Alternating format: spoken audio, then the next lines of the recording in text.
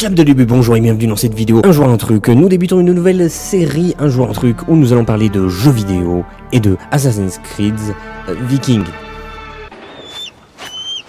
Ouais, je dis Assassin's Creed Viking parce qu'on connaît pas encore le nom, mais apparemment ça serait chez les Vikings, donc bon, pourquoi pas, on va l'appeler comme ça, ou peut-être l'appeler Next, peu importe. En tout cas, on va parler des changements que je souhaiterais voir s'opérer dans la série, et tout de suite, ce premier truc sera la mise en scène. Alors, la mise en scène, qu'est-ce qu'on veut dire par la mise en scène? Bon, ça va, c'est quand même plus clair que les trucs que j'ai tendance à sortir avec mes leviers narratifs et mes narrations multiplex. Ça va quand même. C'est plutôt pas mal. Alors, parlons de ce prochain Assassin's Creed, de sa mise en scène. Donc, on sait déjà qu'avec les deux derniers volets, quand ils ont pas reboot la série, mais ils ont effectué un virage assez important avec la série, avec le volet Origins. Ils ont continué dans cette direction avec Odyssey. Et même si je trouve qu'ils ont un peu dévié. Une chose qui était pas mal, c'est qu'ils se sont améliorés au niveau des dialogues, des quêtes, tout ça. Il y a eu un vrai travail pour dynamiser tout ça. C'est devenu plus intéressant. Mais, wow, sans déconner, au niveau mise en scène, elle est quasi inexistante. C'est-à-dire que tu prends une mission, les dialogues sont plats comme pas possible, et il n'y a aucune mise en scène dans ces dialogues-là, donc t'as pas envie de les écouter, c'est insupportable, t'as l'impression de perdre ton temps, ça t'intéresse pas, et ton attention décroche, et au final tu sais même plus ce qu'ils t'ont dit. Donc il y a des trucs genre basiques à faire, c'est-à-dire bannir complètement, enfin pas complètement, parce que tu l'utilises tout le temps, mais bannir le champ contre champ, genre basique. Genre vraiment, la caméra t'en filme un, puis tu filmes l'autre, puis tu filmes l'autre, tac, tac, tac, tac. Et à chaque fois qu'il parle, tu changes, en fait. Ça, c'est le champ contre champ. Et il faut plus faire ça, en fait. Faut réfléchir, faut faire des trucs plus travaillés que ça. Faut pas que les personnages restent fixes à rien foutre. Non, il faut qu'ils fassent des trucs, faut qu'il y ait une mise en scène, il faut que chaque dialogue ait sa petite mise en scène. Et je sais qu'on va me dire, ouais, mais c'est un gros RPG avec beaucoup de quêtes, ils peuvent pas se permettre de faire ça. Donc, ils sont en train de me dire, ils peuvent pas se permettre de travailler sur leur jeu. Et ben déjà c'est un gros problème en fait. Si vous n'avez pas la capacité, alors vous êtes un énorme studio de jeux vidéo, de faire ça, le faites pas. Le faites pas.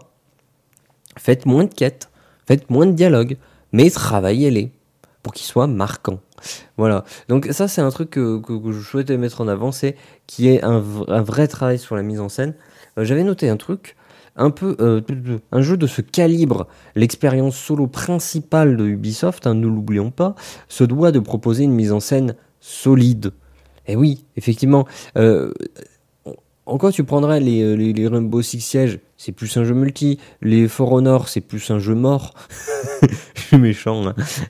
Tu prends les autres licences de Ubisoft, c'est pas leur licence solo phare. Assassin's Creed, c'est le cas, c'est leur étendard, c'est leur gros jeu, c'est leur Call of Duty à eux. Donc, à ce compte-là, mettez le paquet sur le solo, mettez-y le paquet. Si vous voulez mettre vos microtransactions de dégueulasses qui viennent pourrir même les solos, écoutez, visiblement on peut pas vous en empêcher, hein, ça. Vous aimez dégueulasser vos jeux avec ce genre de choses. Si vous voulez mettre une politique de DLC sur une année ou plus, pareil, c'est complètement c'est ignoble. Mais bon, qu'est-ce qu'on peut faire pour vous arrêter, hein, si ce n'est ne pas les acheter. Mais bon, la masse continue d'acheter. Et pitié, travaillez, faites un taf de mise en scène sur vos dialogues, vos dialogues, quant aux interactions avec les PNJ, et même au niveau des cinématiques. Les cinématiques, je suis désolé, à chaque fois, c'est pas fou, quoi.